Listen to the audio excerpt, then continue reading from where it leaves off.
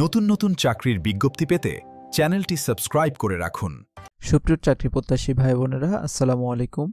আপনাদের জন্য রয়েছে দারুণ একটি সুখবর। সরকারি কর্ম কমিশন নন ক্যাডার পদে একটি নিয়োগ বিজ্ঞপ্তি দিয়েছে, যেখানে পদ সংখ্যা হচ্ছে 3568টি। তো প্রিয় উপস্থিতি, এখানে কিভাবে আবেদন করবেন, কি কি কাগজপত্র লাগবে, আপনার শিক্ষাগত যোগ্যতা কতটুকু লাগবে, সে সকল বিষয় নিয়ে আমাদের আলোচনা। আমাদের কাছ থেকে নিয়মিত এরকম সরকারি ও বেসরকারি বিভিন্ন চাকরি বিজ্ঞপ্তির আপডেট পেতে অবশ্যই আমাদের চ্যানেলটি সাবস্ক্রাইব করে রাখবেন। বিজ্ঞপ্তিটি প্রকাশ করেছে 31 আগস্ট কর্তৃপক্ষ অফিসিয়াল ওয়েবসাইটে। বিজ্ঞপ্তির সংখ্যা হচ্ছে একটি। প্রকাশ সূত্র দৈনিক যুগান্তর পত্রিকা ও অফিসিয়াল ওয়েবসাইট।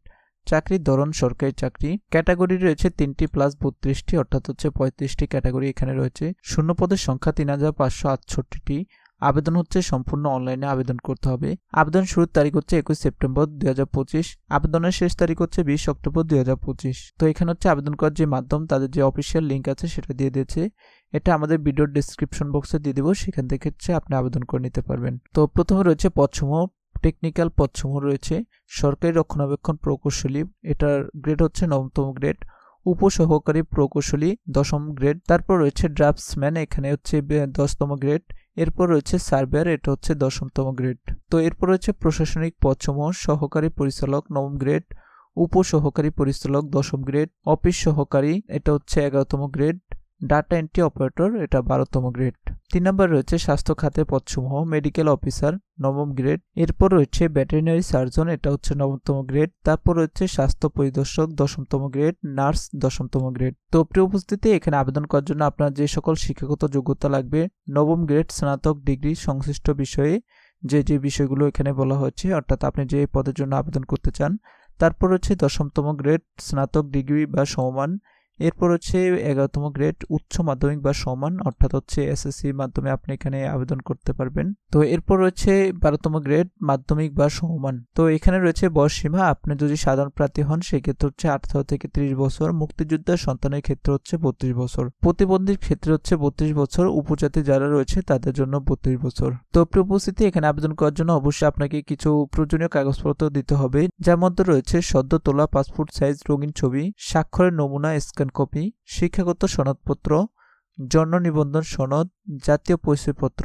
তো এই যে দেখতে পাচ্ছেন, এটা হচ্ছে তাদের যে অফিসিয়াল যে বিজ্ঞপ্তিটি রয়েছে, যে 31 আগস্ট তারা এই বিজ্ঞপ্তিটি প্রকাশ করেছে। আপনার চাইলে এই অফিসিয়াল বিজ্ঞপ্তিটিও দেখে নিতে পারেন। আমি হচ্ছে ভিডিওর ডেসক্রিপশন বক্সে এই ওয়েবসাইটের লিঙ্ক দিয়ে দিব, সেখান থেকে আপনি এটা দেখে নিতে পারবেন। এই যে অফিসিয়াল যে বিজ্ঞপ্তিটি রয়েছে, সেখানে হচ্ছে 3 নম্বর পৃষ্ঠাতে তারা এখানে সময়ের কথা উল্লেখ করে দিয়েছে। অনলাইনে আবেদনপত্র পূরণ ও ফি জমাদান শুরুর তারিখ হচ্ছে 21/9/2025 এবং অনলাইনে আবেদনপত্র জমাদানের শেষ তারিখ ও সময় 20/10/2025, অর্থাৎ হচ্ছে সেপ্টেম্বরের 21 তারিখে শুরু হবে এবং হচ্ছে অক্টোবরের 20 তারিখে এটি আবেদন শেষ হবে। তো কর্ম কমিশন নন ক্যাডার নিয়োগে আবেদন ফি রয়েছে। এখানে সাধারণ প্রার্থীর ক্ষেত্রে আবেদন ফি 700 টাকা এবং মুক্তিযোদ্ধার সন্তানদের ক্ষেত্রে হচ্ছে 350 টাকা, প্রতিবন্ধী এবং উপজাতিদের ক্ষেত্রে 350 টাকা। তো এরপর রয়েছে আপনি প্রবেশপত্র বা অ্যাডমিট কার্ড কিভাবে ডাউনলোড করবেন। প্রথমে তো রয়েছে প্রার্থী তার ইউজার আইডি এবং পাসওয়ার্ড ব্যবহার করে ছবি ও স্বাক্ষর প্রবেশপত্র বা অ্যাডমিট কার্ড ডাউনলোড করতে পারবেন। দ্বিতীয় নম্বর রয়েছে কোনো প্রার্থী আবেদনপত্র সঠিকভাবে পূরণ না করলে বা ফি প্রদান না করলে তিনি অ্যাডমিট কার্ড ডাউনলোড করতে পারবেন না। তৃতীয় নম্বর রয়েছে পরীক্ষার দিন প্রার্থীদের অ্যাডমিট কার্ড ও প্রয়োজনীয় কাগজপত্র সহ উপস্থিত হতে হবে।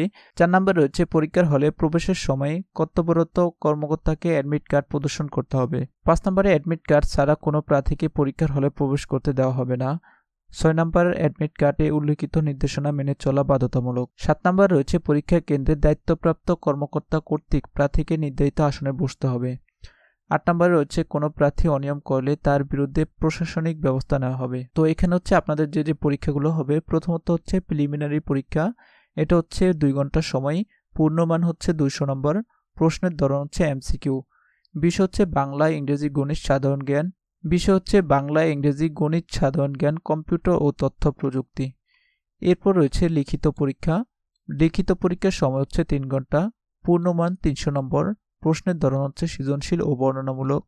তারপর বিষয় হচ্ছে সংশ্লিষ্ট বিষয়ের উপর ভিত্তি করে, অর্থাৎ হচ্ছে আপনি যে পদের জন্য আবেদন করবেন সেই পদের উপর ভিত্তি করে আপনার পরীক্ষা হবে। রয়েছে মৌখিক পরীক্ষা বা ভাইভা, পূর্ণমার্ক 100, সময় হচ্ছে 15 থেকে 20 মিনিট, বিষয় হচ্ছে ব্যক্তিত্ব, যোগাযোগ দক্ষতা, সাধারণ জ্ঞান। এরপর হচ্ছে পরীক্ষা কেন্দ্র দিয়ে দিয়েছে। পরীক্ষা কেন্দ্র অনুষ্ঠিত হবে ঢাকা, চট্টগ্রাম, রাজশাহী, খুলনা, বরিশাল, সিলেট, রংপুর ও ময়মনসিংহ বিভাগীয় শহরে। তো আপনারা দেখতে পাচ্ছেন বাংলাদেশে যে শহরগুলো রয়েছে বিভাগীয় শহর, সেখানে হচ্ছে এই পরীক্ষাগুলো অনুষ্ঠিত হবে। তো প্রিয় উপস্থিতি, এই ছিল আজকের মতো ভিডিওটি যদি ভালো লাগে অবশ্যই আমাদের চ্যানেলটি সাবস্ক্রাইব করে রাখবেন পরবর্তী ভিডিও পাওয়ার জন্য, এবং ভিডিওতে একটি লাইক দিয়ে কমেন্টে আপনার মতামত লিখতে ভুলবেন না। তো ইনশাল্লাহ দেখা হচ্ছে পরবর্তী ভিডিওতে। সবাই সুস্থ থাকবেন, ভালো থাকবেন। আসসালামু আলাইকুম।